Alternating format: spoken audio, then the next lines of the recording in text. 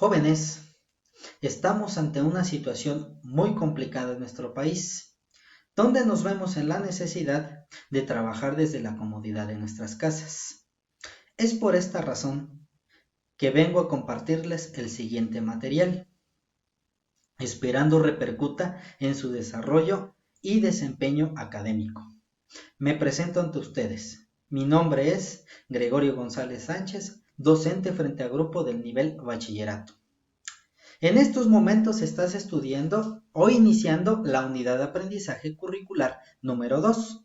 Asimismo, estás estudiando la disciplina de Historia Socioeconómica de México en quinto semestre, la cual tiene como propósito desarrollar tu conciencia histórica y social, contribuyendo así a generar ciudadanos críticos y participativos en la sociedad. Como aprendizaje esperado, que analice las contradicciones económicas y sociales que llevaron al levantamiento indígena del Ejército Zapatista de Liberación Nacional en Chiapas y sus consecuencias, donde el contenido específico es las contradicciones económicas y sociales que llevaron a cabo al levantamiento indígena del Ejército de Liberación Nacional en Chiapas y sus consecuencias políticas. Muy bien. Comencemos a hablar del Ejército Zapatista de Liberación Nacional en Chiapas.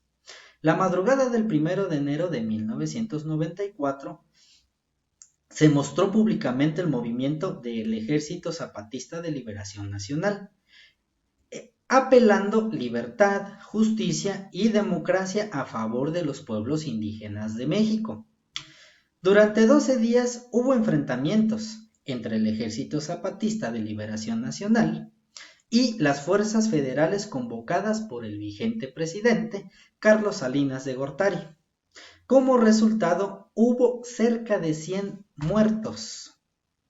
En ese mismo año entró en vigor el Tratado de Libre Comercio entre México, Estados Unidos y Canadá. El presidente Carlos Salinas de Gortari prometió en ese momento modernidad y avances tecnológicos para nuestro país. Lógicamente, del otro lado estaba el lado oscuro de nuestro país, donde los avances prometedores, los cuales beneficiarían a esta nación, no se dieron efectivos, no se logró el objetivo. ¿Por qué? Porque como hasta el día de hoy nosotros lo sabemos, siempre van a estar reprimidos y marginados todos los pueblos que no tienen los accesos como los lugares más avanzados, entre comillas, que serían las capitales o las ciudades más grandes. En ese mismo año, pero en el mes de marzo, el 23 para ser efectivos, sucedía otra tragedia. Mientras seguían en conflicto, asesinaban en Lomas Taurinas, Tijuana, al candidato a la presidencia de la República, Luis Donaldo Colosio. A finales de 1994, el ejército zapatista se extendía a 38 municipios, teniendo como cabecera principalmente a San Cristóbal de las Casas, mostrando fortaleza. Todo lo contrario a lo que en ese momento el gobierno federal emitía vía televisión o radio. Recordemos que en los años 90 el internet era muy escaso o era muy alejado a los hogares o tenerlo de manera personal, y por esta razón pues el abuso que se cometió en su momento para a nosotros alentarnos de lo que en ese momento sucedía, pues los medios siempre han sido la televisión y la radio, que es lo que tenemos la gran mayoría de nosotros a nuestro alcance. En 1995, mientras se buscaba la paz en Chiapas, el presidente entrante, Ernesto Zedillo Ponce de León, lanzó una orden de aprehensión en contra del ciudadano Rafael Sebastián Guillén, mejor conocido como el subcomandante Marcos. Se buscó incansablemente por todo el territorio chiapaneco.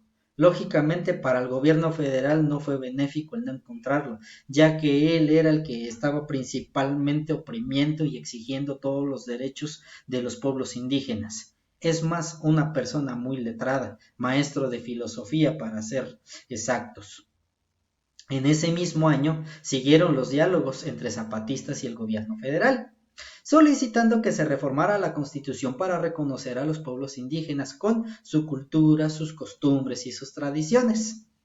A pesar de los esfuerzos, no hubo un acuerdo formal ni concreto, rompiéndose todos esos diálogos en el año de 1997, desatando el caos para los pueblos indígenas, ya que ellos tenían la esperanza de que el gobierno federal por fin acudiera a sus necesidades y por fin les diera el veredicto final. Oh cruel decepción que tuvieron en ese momento al romperse los acuerdos, ¿eh? Por dicha respuesta, el movimiento zapatista se manifestó en el Zócalo capitalino de la Ciudad de México, acudiendo a la Cámara de Diputados esperando una respuesta favorable. No le permitieron el acceso al subcomandante Marcos, pero sí a una líder indígena, la cual expresó su descontento ante la Cámara de Diputados. Sí fue escuchada, como todos lo sabemos. Cuando nosotros queremos emitir alguna petición, somos escuchados. Desafortunadamente, no en todos los casos se atienden a las necesidades que solicitamos como ciudadanos, en específico las personas que viven en un contexto indígena.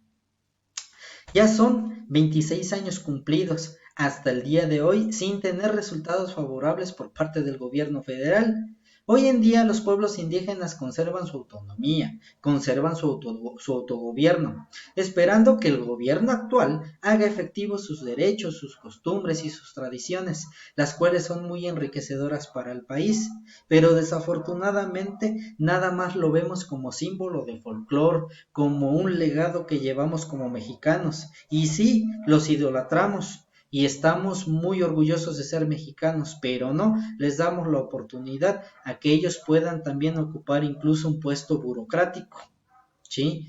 Y tienen que ser escuchados al igual que nosotros porque también son seres humanos. Bien, en estos momentos concluyo con mi participación, esperando que este material audiovisual aporte los conocimientos necesarios para comprender, analizar y reflexionar sobre la importancia del Ejército Zapatista de Liberación Nacional en Chiapas, en la historia de nuestro país y las repercusiones que tiene hasta la vida actual. Les deseo mucho éxito en sus actividades, jóvenes, y conserven ante la adversidad siempre una actitud positiva.